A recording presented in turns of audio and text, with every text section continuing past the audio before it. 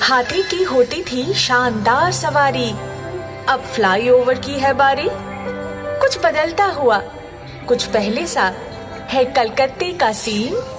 इस डोम की ऊंचाई से ये सारे नजारे देखती हूँ मैं। कितने किस्से कहानियां हूँ मैं समेटे हुए। तो शुरू करें, 1 2 3।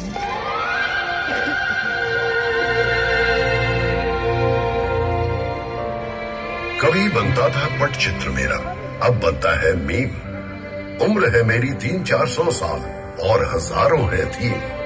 लड़की तो भली है ही ये, मगर ना जाने क्या क्या बोल जाए। तभी खुद आ गया मैं बनाने एक बेहतरीन टीम।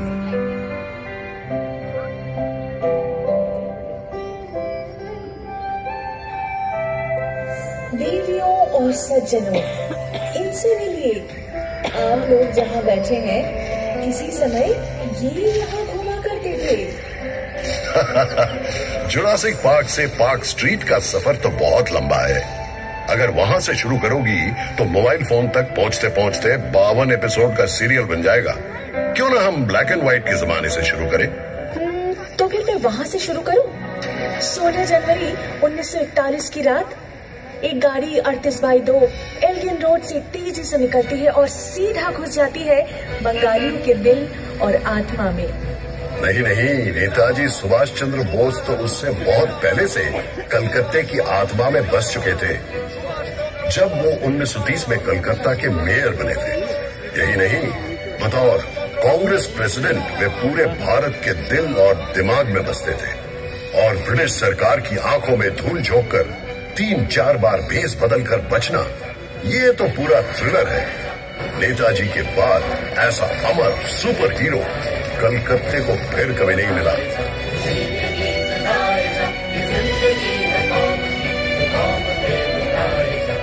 अच्छा, तो चलो ये भी बता दो कि कलकत्ते का सबसे बड़ा विलेन कौन है? इस पर तो मैं एक ऐसे विलेन का नाम लूंगा जिसका कोई नाम ही नहीं। नाम ही नहीं? मतलब? 1989 में लगातार 6 महीनों तक एक अनजान व्यक्ति रात के अंधेरे में सड़क पर सोते हुए 13 बेघर लोगों का पत्थर से खून करता है। मीडिया ने उसे नाम दिया स्टोन मैन। नहीं, इतने भयानक किस्से से इतिहास की शुरुआत होगी? मुझसे पूछो तो सबसे बड़ा विलेन है अमिताभ बच्चन। अमिताभ बच्चन? वो क्यों? वाह भाई वाह, नौकरी की तो कलकत्ते में, थिएटर किया तो कलकत्ते में, पर फिल्मों की बारी आई तो पहुंच गए बंबई। क्या जाता अगर बांग्ला सिनेमा में ही रोमांटिक हीरो बन जाते? इस लॉजिक से तो क्लिफ रिचर्ड का बचपन भी यही गुजरा है, कलकत्ता में। अरे मतलब हावड़ा में। एक ही बात है, वो भी यही रहते तो शायद सुमन चटर्जी की जगह खुद ही जीवनमुखी गाने लगते, है ना? और पेले, वो भी तो कलकत्ता आए थे। और लियोनेल मेसी, वो भी तो। देखो, मैं एक बात साफ कह दूं, फुटबॉल को लेकर कोई मजाक नहीं। 1911 आईएफए शील्ड के फाइनल में मोहन बागान क्लब के जाबाज खिलाड़ियों ने अंग्रेज टीम ईस्ट यॉर्कशायर रेजिमेंट को 2-1 स्कोर से हरा दिया था। जरा सोचो तो, अंग्रेजों के राज में पराधीन देश अंग्रेज टीम को ही हरा देता है, और एक ऐसा दल जिसमें सभी भारतीय हैं। कलकत्ते के इतिहास में जगमगा रहा है ये दिन। वाकई, पर उसी साल ही तो भारत की राजधानी कलकत्ता से बदलकर दिल्ली कर दिया गया था। उससे पहले 139 सालों तक मैं ही तो राजधानी था, ब्रिटिश भारत का मोस्ट इंपॉर्टेंट शहर। ओहो, इसमें दुखी होने की क्या बात है? उन दिनों कलकत्ते में स्वाधीनता आंदोलन की एक ऐसी लहर थी जो अंग्रेजों से संभाले नहीं समझ रही थी। तभी उन्होंने 1905 में तय किया कि बंगाल को 2 भागों में बांट दिया जाए। लॉर्ड कर्जन ने एक चिट्ठी में लिखा था, कलकत्ता षड्यंत्र का एक महाकेंद्र बन गया है, इसे इस सिंहासन से हटाना ही पड़ेगा। अरे याद नहीं, सुरेंद्रनाथ बैनर्जी के नेतृत्व में राष्ट्रवादी इंडियन एसोसिएशन यहीं पर तो बनी थी। फिर यही गठित हुई ऑल इंडिया नेशनल कॉन्फ्रेंस, जिससे आगे चलकर कांग्रेस का जन्म हुआ। तभी तो अंग्रेज सुरेंद्रनाथ को सरेंडर लॉर्ड बुलाते थे और इसी पुरजोर विरोध के चलते ही तो अंग्रेज बंगाल के टुकड़े करने में असफल रहे। हाँ, तभी तो 6 साल बाद गुस्से में आकर राजधानी को ही बदल डाला। पता है इससे क्या साबित होता है? कि तुम एक बहुत ही प्रभावशाली शहर हो, अन्याय के खिलाफ आवाज उठाने वाला शहर। हाँ, जिसे एक दिन मजाकी तौर पर जुलूस नगरी के नाम से पुकारा जाएगा, या फिर बीमार नगरी। अरे जाने दो, तुम्हें तो लोग सिटी ऑफ जॉय के नाम से भी पुकारते हैं। और ये भी तो सच है कि ब्रिटिश काल में तुम ब्रिटिश साम्राज्य के दूसरे खास शहर के रूप में जाने जाते थे। मतलब लंदन के बाद तुम्हारा इनाम आता था। अरे वो तो बस पैसों के लिए, सिर्फ कर संग्रह और झूठ बिक्रे से ही अंग्रेज करोड़ों रुपए कमा लेते थे। क्या मुसीबत है? अगर कलकत्ते की निंदा करूं तो तुम चिढ़ जाते हो, और तारीफ करूं तो खुद ही निंदा करने लगते हो। मतलब बस बहस करनी है ना? बहस करना तो मेरे खून में है। जानते हो भारत में पहला सेंसरशिप कानून क्यों बनाया गया था? क्यों? 1872 में जब गिरीश घोष ने इसी शहर में नेशनल थिएटर का गठन किया था। उनका पहला नाटक था दीनबंधु मित्रा का नील दर्पण। अच्छा। 3 साल बाद ये नाटक पूरे भारत में टूर कर रहा था। उसी दौरान एक दिन लखनऊ में यह नाटक चल रहा था, तो जिस सीन में भारतीय किसान आकर अत्याचारी नीलकर साहब को मारता है, उसे देखकर दर्शकों के बीच बैठे हुए ब्रिटिश सेना ने स्टेज पर चढ़कर सब तोड़फोड़ करनी शुरू कर दी। क्या बात करते हो? अगले ही साल जब प्रिंस ऑफ वेल्स ने कलकत्ता का दौरा किया, तो समूह ने तुरंत उनके स्वागत समारोह को लेकर एक व्यंग नाटक का मंचन किया। क्या बात। उसके बाद अत्याचारी पुलिस कमिश्नर को लेकर भी एक और नाटक। फिर क्या था, तुरंत लागू हुआ ड्रामेटिक परफॉर्मेंस एक्ट, सेंसर की तलवार। जिसमें सेंस ज्यादा हो उसके पीछे सेंसर तो पड़ेगा ही। वहीं दूसरी तरफ जेम्स हिकी को देखो। 1870 में जब उन्होंने यहाँ से भारत का पहला समाचार पत्र द बंगाल गैजेट प्रकाशित किया, तब वे लेडी हेस्टिंग्स की गतिविधियों की आलोचना भरे लेख छापने से भी नहीं चुके। ठीक उसी तरह जैसे तुम्हारे आजकल की लिटिल मैगजीन सिस्टम का दोषारोपण करती रहती है। पूरा दिन विरोध, गुस्सा, अथॉरिटी पर व्यंग, यही सब यहाँ के लोगों के पेट में उबलता रहता है। तभी तो कलकत्ता वालों का लिवर जो है ना, इतना कमजोर है। अजी, ना तो हमारे लिवर में कुछ खराबी है और ना ही हमारे कैंटिलीवर में। हावड़ा ब्रिज एक कैंटिलीवर ब्रिज है ना?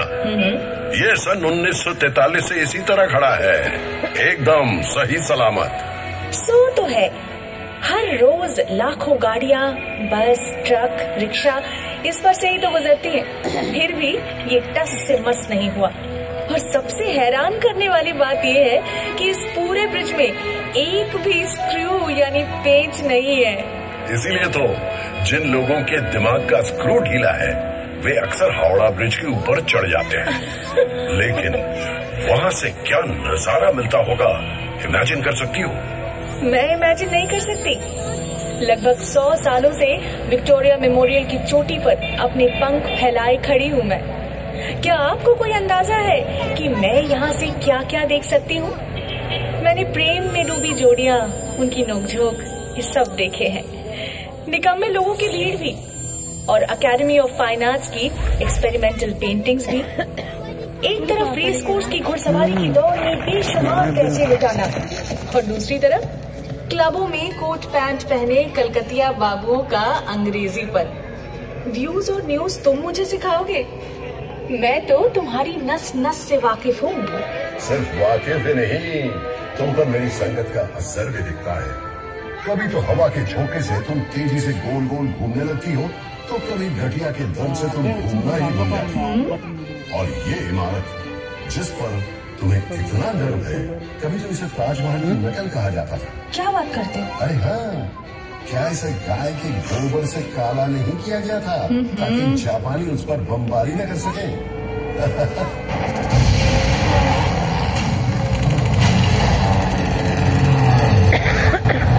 इसमें इतना हंसने की क्या बात है? तुम्हारे मुंह पर भी कुछ कम कालिक नहीं पुती है। उसी दूसरे विश्व युद्ध के दौरान जब सैकड़ों लोग तुम्हारी सड़कों पर भूखमरी से तड़प कर मर रहे थे, तब कहाँ थी तुम्हारी विरोधी प्रवृत्ति? जब कलकत्ता वासी सड़कों पर उन मरते हुए लोगों को लांघ कर ऑफिस जाते थे, मौज मस्ती करते थे, इन भूख से विलपते लोगों की आह को दबाने के लिए अपने घरों के दरवाजे बंद कर ग्रामोफोन पर गाने सुनते थे, तब कहाँ था तुम्हारा विरोध? देखो, मानता हूँ कि जितना करना चाहिए था उतना तो खैर नहीं हो पाया, लेकिन ये भी सच है कि उस दौरान शहर की गली मोहल्ले में मुफ्त रसोई भी खोली गई थी। और वो भूखमरी तो सरकार, राजनीतिज्ञों और आला अफसरों द्वारा रचाई गई थी। स्वयं विंस्टन चर्चिल भी इतने सारे लोगों की मृत्यु की जिम्मेवारी से पल्ला नहीं झाड़ सकते थे। क्या तुम जानते हो इस अकाल के बारे में उन्होंने क्या कहा था? वैसे ही कम खाने वाले बंगालियों की भूख मजबूत यूनानियों की तुलना में कम गंभीर है। इंसान इतना असंवेदनशील कैसे हो सकता है? ये भी मत भूलना, बिजोन भट्टाचार्य द्वारा रचित अद्भुत नाटक नौबान्नो इसी भूखमरी पर आधारित था और इसका मंचन भी इसी शहर में किया गया था। ये तुमने बिल्कुल सही कहा। इसका श्रेय तो तुम्हें ही जाता है।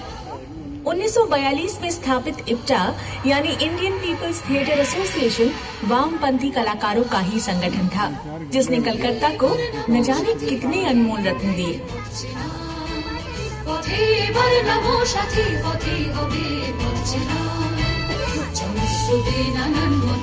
सिर्फ नौबान्नो ही क्यों, यहाँ से तो यादगार गाने, नाटक और फिल्मों का जन्म हुआ। इसी इप्टा ने ही तो कई जगमगाते हीरे दिए हमें।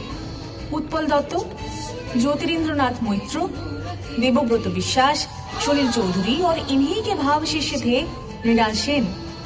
ये दौर कितना प्रेरणादायक था ना।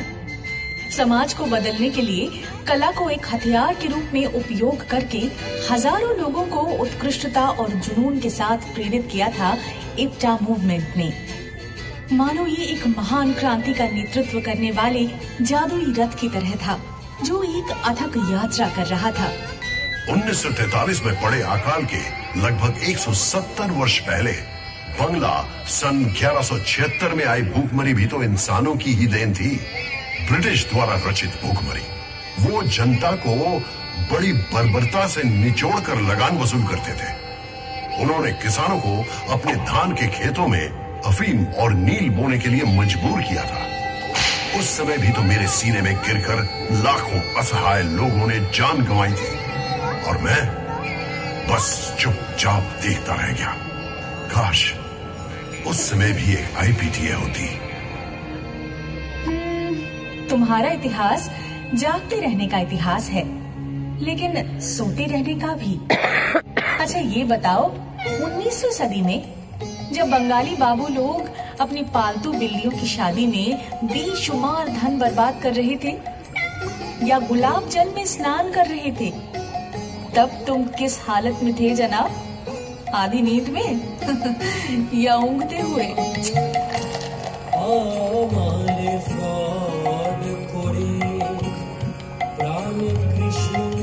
কোথায় গেলি আমারে ফ্রড করে, প্রাণ কৃষ্ণ কোথায় গেলি? I am sorry, very sorry, I am sorry, तब मुझे बड़ा मजा आता था।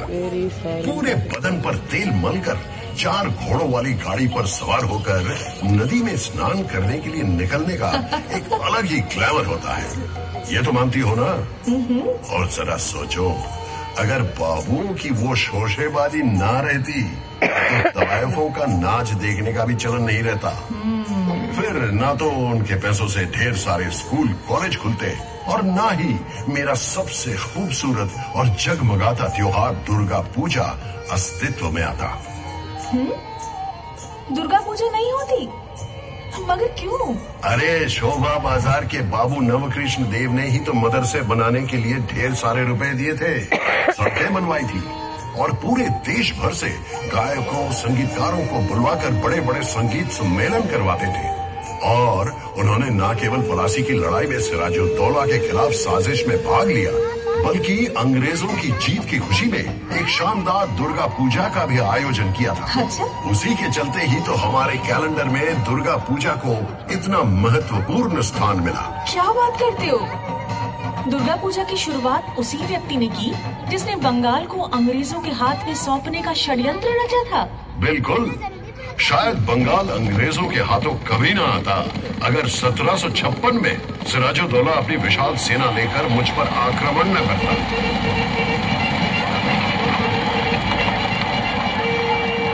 अगर वो ईस्ट इंडिया कंपनी की सेना की जमकर धुनाई ना करता तो अंग्रेज इतनी जल्दबाजी में एक नवाब के विरुद्ध जंग में कभी ना उतरते। जंग में तो वे जरूर उतरते, बस उनके प्रॉपर नाम सब बदल जाते। और वैसे भी वो इस मुल्क पर कब्जा किए बिना कहाँ बैठे रहने वाले थे। 24 अगस्त 1690 को मूसलाधार बारिश के बीच कंपनी के एजेंट जॉब चार्नॉक ने जैसे ही अपनी नाव यहाँ बांधी, बस तभी से समय का पहिया घूमा और तुम्हारे इतिहास की शुरुआत हुई। यहाँ मैं तुमसे सहमत नहीं हूँ। एक नहीं 2 पहलुओं से। चार्नॉक के पहुंचने के बहुत पहले कवि कंकन मुकुंदराम ने मेरे विषय में लिखा था। उससे भी पहले 1495 में कवि विप्रदास पिपिलाई ने अपना मनसा मंगल काव्य में भी मेरा जिक्र किया था। अच्छा? सावर्ण राय चौधरी के परिवार अंग्रेजों के आने के पहले से ही कलकत्ता में जमींदार थे। भाई वाह। मेरे इतिहास की शुरुआत तो बहुत पहले से हुई थी। और ना ही तुम ये कह सकती हो कि चार्नॉक के आगमन के साथ साथ चीजें भी बदतर हो गई। राम मोहन राय ने सतीदाह प्रथा बंद जरूर करवाई थी, लेकिन इतना बड़ा काम क्या वो अकेले कर सकते थे? यदि लॉर्ड बेंटिंक उनकी सहायता ना करते सो तो ठीक। क्या माइकल मधुसूदन दत्त बंगला काव्य का रुख बदल सकते अगर उन पर मिल्टन का प्रभाव न पड़ता? क्या बंकिम चंद्र बंगला में पहला उपन्यास लिख पाते अगर उन्होंने वॉल्टर स्कॉट ना पढ़ा होता? बिल्कुल सही। क्या ईश्वर चंद्र विद्यासागर विधवा विवाह का प्रचलन शुरू कर पाते यदि उन्हें अंग्रेजों का सहयोग नहीं मिलता? कि क्या अनाप शनाप बोले जा रहे हो? तुम कैसे भूल गए कि शहीद खुदीराम बोस के पार्थिव शरीर पर फूलों की वर्षा करने के लिए हजारों लोगों ने तुम्हारी सड़कों पर लाइन लगाई थी। तुम्हारे राइटर्स बिल्डिंग के अत्याचारी ब्रिटिश अफसर को गोली मारने के बाद विनय बादल दिनेश ने आत्महत्या की थी। और हाँ, तुम्हारे एक प्रसिद्ध बैरिस्टर चित्तरंजन दास, वही जिनके कपड़े पेरिस से धुलकर आते थे, उन्होंने भी तो अपने सारे यूरोपियन कपड़ों को जलाकर खादी पहनना शुरू कर दिया था।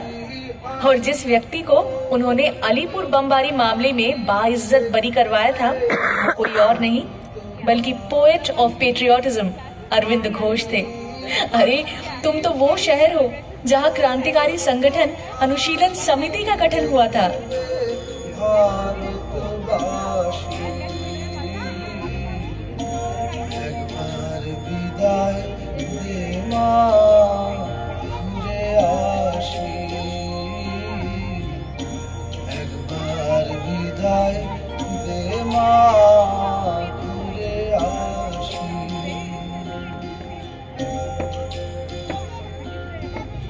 हाँ, सो तो है, मगर ये भी तो सच है, जिस मॉन्यूमेंट को 1828 में ईस्ट इंडिया कंपनी द्वारा 2-2 युद्ध में जीत हासिल करने की खुशी में कमांडर डेविड ऑक्टरलोनी की याद में बनवाया गया था।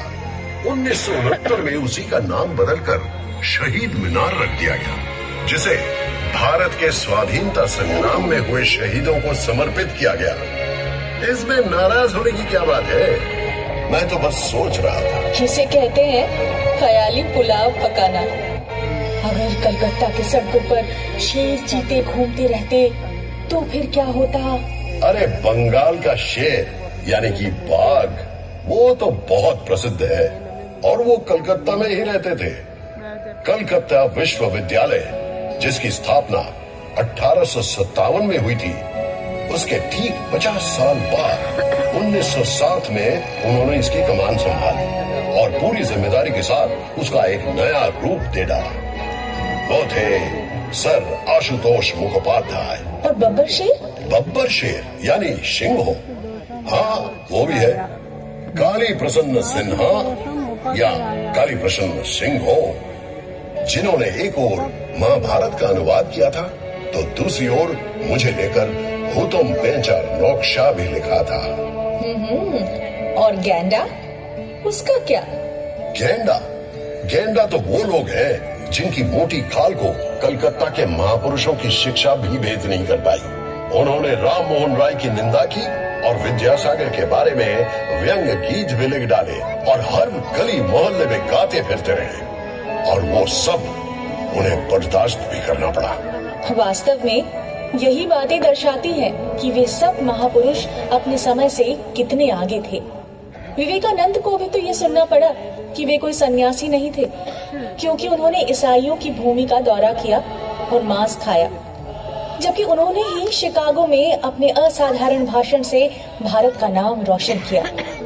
उनके गुरु श्री रामकृष्ण को भी तो सुनना पड़ा था कि वे अनपढ़ हैं, जबकि उन्होंने अपने सहज भाव तथा धर्म ज्ञान के प्रकाश से अनगिनत ज्ञानी और विद्वानों को एकत्रित कर लिया था। ये वही महात्मा है जिन्होंने जो तो मौत तो पौत का प्रचार किया, यानी कि जितने दृष्टिकोण हैं उतने ही रास्ते हैं। उन्होंने न केवल सर्वधर्म समभाव की बात की, बल्कि कलकत्ता के जीवन दर्शन के बारे में भी बताया। रविंद्रनाथ टैगोर को भी कुछ कम नहीं सहना पड़ा। उन्हें तो ये भी कहा गया था कि उनकी सभी लेखनी अस्पष्ट है और उन्होंने बिल्कुल बेतुके उद्देश्यों को लेकर शांति निकेतन की स्थापना की है, परंतु उनको मिले नोबेल पुरस्कार आज भी मेरी गौरव गाथा की पहली पंक्ति है। 1911 में भारत की राजधानी के दर्जे से भले ही मुझे विस्थापित कर दिया गया, लेकिन उसके सिर्फ 2 साल बाद ही मेरे सिर पर एक ऐसा ताज पहनाया गया जिसकी चमक कभी भी कम नहीं होने वाली। नोबेल कमेटी ने घोषणा की, रविंद्रनाथ टैगोर को उनके गहरे, संवेदनशील, ताजा और सुंदर कविता के कारण पुरस्कार से सम्मानित किया जा रहा है। बिल्कुल। क्या तुम एक ही शहर से 6 नोबेल पुरस्कार विजेताओं की कल्पना कर सकते हो, और वो भी 5 अलग अलग क्षेत्रों में? 1902 में रोनाल्ड रॉस को नोबेल प्राइज मिला चिकित्सा विद्या के लिए। 1930 में फिजिक्स के लिए नोबेल मिला सीवी रमन को। 1979 में मदर टेरेसा को नोबेल शांति पुरस्कार प्राप्त हुआ और 1998 में अमर्त्य सेन को नोबेल मिला इकोनॉमिक्स के लिए, और 2019 में अभिजीत विनायक बंदोपाध्याय को वैश्विक स्तर पर गरीबी कम करने की ओर किए गए उनके कार्यों के लिए नोबेल पुरस्कार से सम्मानित किया गया।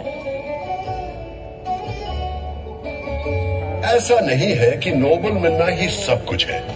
वैज्ञानिक जगदीश चंद्र बोस ने भले ही नोबेल पुरस्कार ना जीता हो, लेकिन वो मेरे आकाश के एक जगमगाते सितारे हैं। उनकी प्रतिभा पेड़ पौधों में जीवन की खोज से लेकर रेडियो के आविष्कार तक फैली हुई है।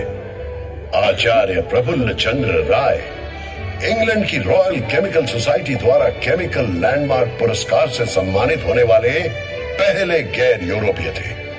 बोस आइंस्टाइन स्टैटिस्टिक्स के मानक वाहक सत्येंद्रनाथ बोस के नाम पर बोसोन गण का नाम रखा गया है।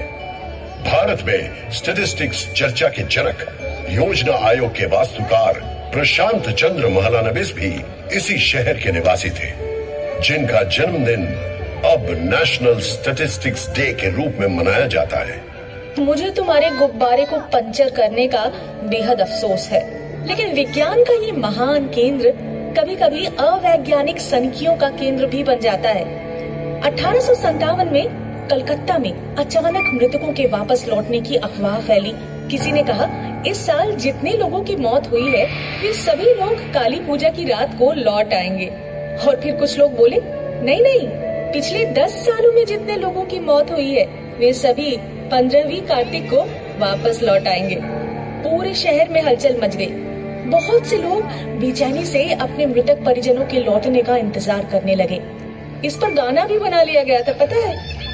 मर गया था जो आ रहा लौट के, बहता हुआ आ रहा है राना घाट पे, पतली गर्दन उसकी और पेट है फूला सा, पानी पी पी कर बन गया है जली सा। Guilty as charged. 1979 की अफवाह भी कुछ कम नहीं थी कि अमेरिका द्वारा भेजा गया सैटेलाइट स्काईलैब कभी भी टूटकर गिर पड़ेगा। लोगों का बस चलता तो वो आसमान की ओर देखते हुए ही सड़क पर चलते। कोई तो पूरा दिन हेलमेट पहनकर ही घूमते थे। हाँ, स्काईलैब के कुछ टुकड़े गिरे जरूर थे, लेकिन वो ऑस्ट्रेलिया था, पर्थ और उसके आसपास के कुछ अन्य जगहों पर। कलकत्ता से उसका दूर दूर तक कोई संबंध नहीं था। लेकिन सबसे बड़ी अफवाह या शायद पागलपन था कि गणेश जी ने दूध पीना शुरू कर दिया। 1995 की एक दोपहर को, याद है तुम्हें? चाहे वो मंदिर के गणेश हो, कैलेंडर के गणेश हो या फिर दीवार पर टंगे गणेश हो, सभी गणेश जी ऐसे दूध पी रहे थे जैसे कि मानो उनका जीवन उसी पर निर्भर हो। सभी दूध लेकर सिर के बल भाग रहे थे कि अपने निकटतम गणेश जी को दूध पिलाया जाए, मानो अगर वे इस मिरेकल को देखने से चूक गए तो उनके पुण्य का जो कोटा है ना वो कम हो जाएगा। इसे ही कहते हैं डिरोजियो का फैंटम पंच। तुम उसे जानती हो? तुम्हारे से काफी पहले एक 17 साल का एंग्लो इंडियन लड़का जो हिंदू कॉलेज में अंग्रेजी का शिक्षक था, जिसने अपने छात्रों से कहा तर्क करो, मान्य करो, अपने तर्क का उपयोग करो, परंपरा को चुनौती दो। और उसके लगभग सभी छात्र, उन्हें शिष्य कहना बेहतर है, जो दूर दूर तक यंग बंगाल के रूप में फैल जाते हैं और जुट जाते हैं समाज को सुधारने की कोशिश में। ये सब भी तो यहीं पर हुआ था ना? मुझे अच्छे से याद है किस प्रकार उन युवाओं ने रूढ़िवादी ब्राह्मणों को झकझोर कर समाज को सुधारने की कोशिश की। 70 के दशक में एक और युवा दल ने हिंसापूर्ण नक्सल आंदोलन के माध्यम से ठीक उसी प्रकार सिस्टम पर प्रचंड प्रहार करने की कोशिश की थी। लेकिन इस बार बम और गोलियों से समाज सुधार की इस प्रक्रिया का प्रशासनिक जवाब भी बहुत जोरदार था, क्योंकि तब तक राजनीतिक परिस्थिति काफी जटिल हो चुकी थी। वो एक भयानक दौर था। रात भर बम के विस्फोटों और पुलिस जीपों की गड़गड़ाहट सुनाई देती थी और सुबह होते ही नजर आती थी गंगा के तट पर बहते हुए न जाने कितने प्रतिभाशाली युवकों की लाशें। गर्म जवान खून के धब्बों से तुम्हारा शरीर उस दिन लाल हो गया था। विचारधारा और परंपरा खो गए थे एक नए मुखौटे के पीछे।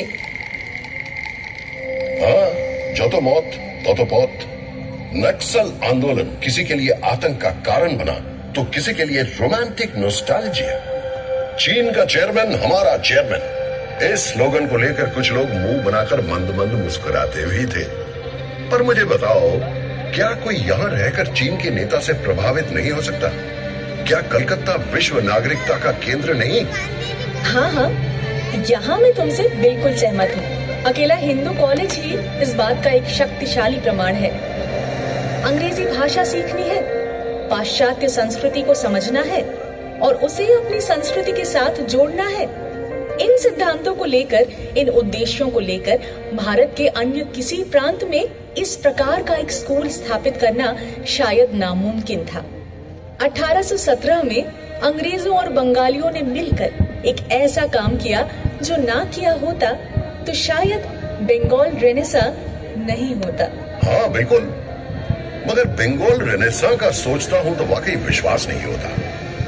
अकेले ठाकुर परिवार को ही देख लो। ऐसा लगता है मानो 10-10 प्रतिभाशाली व्यक्तियों के गुण उनके परिवार के एक एक सदस्य में भर दिए गए हो। द्विजेंद्र नाथ ठाकुर, जिन्होंने संस्कृत से बांग्ला में मेघदूतम का अनुवाद किया, बांग्ला में दर्शन शास्त्र पर किताबें लिखी, आशुलिपि के बांग्ला संस्करण में सुधार किया और यहां तक कि बक्से बनाने पर भी एक किताब लिख डाली।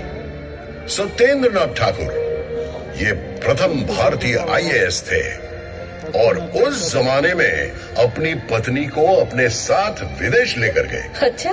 ज्योतिरेंद्र नाथ ठाकुर एक श्रेष्ठ चित्रकार, नाट्यकार, निर्देशक और अभिनेता थे।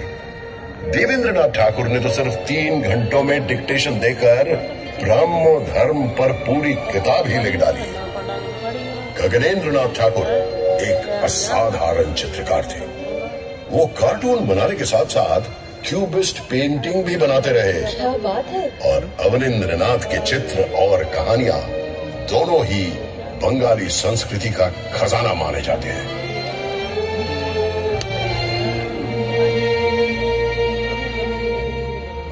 मैं तो रॉय परिवार से भी बहुत प्रभावित हूँ। उपेंद्र किशोर रॉय चौधरी एक ओर वायलिन बजा रहे थे और दूसरी ओर बांग्ला में बाल साहित्य की रूपरेखा तैयार कर रहे थे।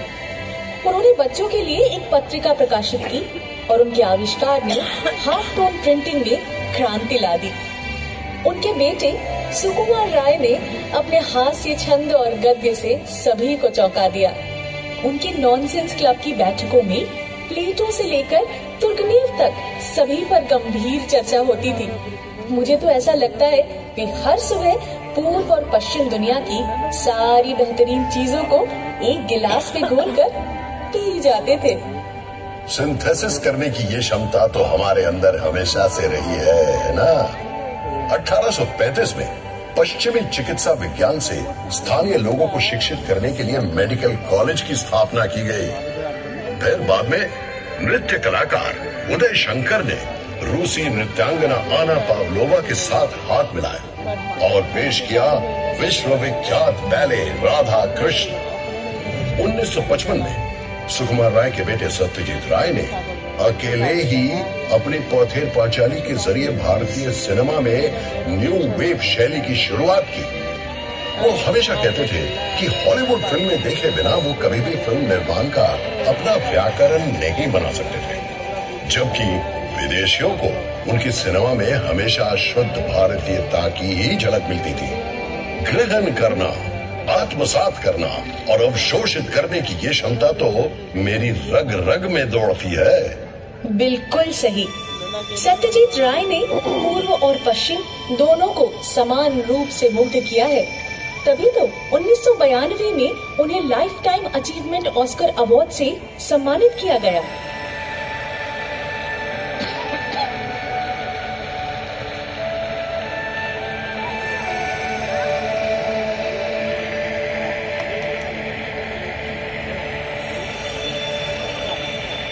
वही क्यों, उसी वर्ष की शुरुआत में सुब्रतो मित्रों को भी सिनेमाटोग्राफी में उत्कृष्टता के लिए Eastman कोडाक life time achievement award से सराहा गया। कितनी अजीब बात है ना। सुब्रतो मित्रों सत्यजीत राय की शुरुआती फिल्मों में कैमरामैन हुआ करते थे। अफसोस कि उन्हें कभी भी वह प्रसिद्धि नहीं मिली जो दुनिया के सर्वश्रेष्ठ सिनेमाटोग्राफर में से एक के रूप में उन्हें मिलनी चाहिए थी। माफ करना, गुमनाम नायकों के प्रति तुम्हारा ये जो जुनून है ना, कि मेरी समझ से परे है। समझ ही नहीं आता कि तुम असल में उदार हो या अत्यधिक आलोचनात्मक। जब भी दुनिया आपके शहर के किसी का गुणगान करे, कलकत्ता वासी तुरंत एक दूसरे व्यक्ति को पेश कर देंगे और कहने लगेंगे, भाई इनमें क्या कमी है, इन्हें इनका हक क्यों नहीं मिला। क्यों नहीं, कलकत्ता के लोग विजेताओं को लेकर जश्न मनाना भी जानते हैं और साथ साथ जो लोग पीछे छूट गए हैं उनका सम्मान करना भी। हम उन लोगों की उपेक्षा नहीं करते जिन्होंने पुरस्कार नहीं जीता, जो बिना प्रसिद्धि के ही चले गए, क्योंकि हम जानते हैं कि किसी कलाकार या विचारक का मूल्यांकन कैसे किया जाता है, ये देखकर कि उन्होंने कितना पुरस्कार एकत्रित किया है, ना कि ये समझकर कि उन्होंने कितना सोना बटोरा है। इसीलिए जब तक रवींद्रनाथ याद रहेंगे तब तक जीवनानंद दास भी, जब तक सत्यजीत राय तब तक ऋतिक घटक भी, जब तक शंभु मित्रो तब तक बादल सरकार भी, जब तक सुनील गंगोपाध्याय तब तक कमल कुमार मुजुमदार भी। जिस प्रकार हम पंकज राय को सर माथे पर रखेंगे उसी प्रकार शूटे बैनर्जी को भी। जैसे हेमंतो, मान्ना, संध्या इनको सिंहासन पर बैठाएंगे वैसे ही सुचित्रा मित्रो, कनिका बंदोपाध्याय को भी सलामी देंगे और साथ ही निर्मला मिश्रो, प्रतिमा बंदोपाध्याय को भी। और निखिल बैनर्जी के सितार वादन में कहीं खो जाएंगे। ये कोई सनक नहीं, इसे कहते हैं गहरी अंतर्दृष्टि, समझे?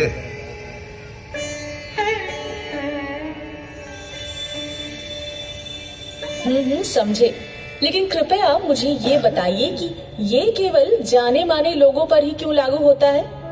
ये सोच 1947 में विभाजन के बाद आए शरणार्थियों पर क्यों नहीं लागू हुई? वो भी तो हारे हुए थे, उनके प्रति इतना तिरस्कार क्यों, इतनी उपेक्षा क्यों? ये तो बहुत पुरानी बातें हैं और मैं इस बात से इनकार नहीं कर रहा हूं कि प्रवासियों और निवासियों यानी कि बांग्ल और घोटी के बीच का झगड़ा कुछ कड़वा रहा है, खासकर फुटबॉल के मैदान पर और खाने की मेज पर। लेकिन इसमें कोई शक नहीं कि घोटी बांग्ल दोनों अब पूरी तरह से मिलजुल कर एक हो गए हैं। इसमें भी कोई शक नहीं कि वामपंथी राजनीति उस समय काफी हद तक मेरे डीएनए का अभिन्न अंग बन गई थी, क्योंकि इसने शरणार्थियों को वो सम्मान दिया जिसके वे हकदार थे। रोटी, कपड़ा और आश्रय के लिए उनके संघर्ष में उनका साथ दिया। 1971 में बांग्लादेश मुक्ति संग्राम के दौरान फिर से शरणार्थी आए, वे अब भी आते रहते हैं। कलकत्ता कभी किसी को वापस नहीं लौटाता। सो तो है ही, और साथ में उन सबको कबाब और बिरयानी भी जरूर चखाता है। कलकत्ता अगर एक और पराजित व्यक्ति को शरण नहीं दी होती तो शायद ये बिरयानी भी यहाँ नहीं मिलती। मतलब तुम किसकी बात कर रहे हो? वाजिद अली शाह, अवध के नवाब।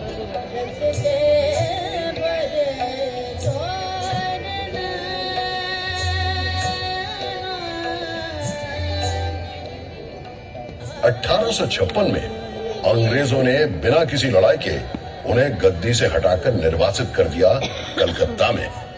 उन्होंने डेरा डाला मेटिया ब्रूज में। धीरे धीरे संस्कृति में, कपड़ों में और खान पान में मेटिया ब्रूज छोटा लखनऊ बन गया। इस प्रक्रिया में स्थानीय संगीत और नृत्य भी प्रभावित हुए, लेकिन उससे कई गुना ज्यादा प्रभावित हुए कलकत्ता वालों का खाने का स्वाद और खाना पकाने के बर्तन आदि। अभी कलकत्ता की सड़कों के किनारे जो कबाब और बिरयानी की दुकानें दिखाई देती हैं, उनकी जड़ें उस शर्मनाक निर्वासन के इतिहास से जुड़ी है। जीवन धन का कुछ भी व्यर्थ नहीं जाता, कलकत्ता ने सदा शान से ये माना है। लेकिन जब हम 1946 के दंगों को याद करते हैं तब ये शान शायद फीकी पड़ जाती है। वो भीषण हिंदू मुस्लिम दंगे जो करीब एक हफ्ते तक चले थे।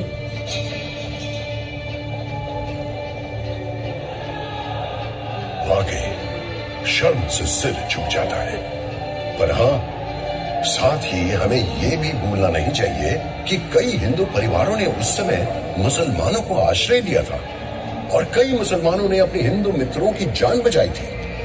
कलकत्ता हमेशा उसी जज्बे को संजोकर आगे बढ़ता रहा है।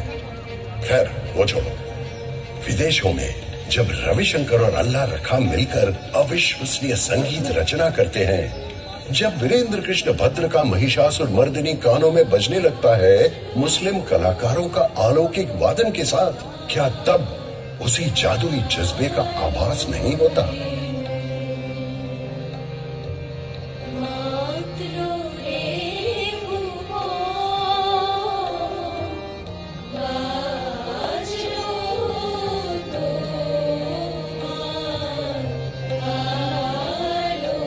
बिल्कुल मेरे दोस्त, सही कहा तुमने। और इसी बात से जादूगर पीसी सरकार को लेकर एक वाकया याद आ गया। एक बार उनका मैजिक शो देखने सब लोग इकट्ठे हो चुके थे। निर्धारित समय के बाद 10 मिनट बीत चुके थे, लेकिन जादूगर साहब का कोई अता पता नहीं। सब लोग बेचैन हो रहे थे। अचानक सबको एक आवाज सुनाई देती है, हियर आई एम। सब लोग आश्चर्यचकित होकर देखते हैं तो वो मंच पर खड़े हैं और कह रहे हैं कि मैं तो सही समय पर ही पहुंचा हूँ। आप लोग अपनी अपनी घड़ी जरा देखिए। हैरान होकर सब लोग जब घड़ी की तरफ देखते हैं तो वाकई में उनकी घड़ियां 10 मिनट पीछे चली गई थी। कुछ भी नहीं बदला है और तुम भी उनके ही जैसे हो, सामूहिक सम्मोहन के उस्ताद। घड़ी की सुई और इतिहास के पन्नों को बीच से गुजरते आगे बढ़ते जा रहे हो। कभी लोग तुम्हारी पूजा करते हैं तो कभी तुम पर व्यंग कसते हैं, और इन सबके बीच तुम अपनी झिलमिलाती मुस्कान को बरकरार रखते हुए घोषणा करते हो, आई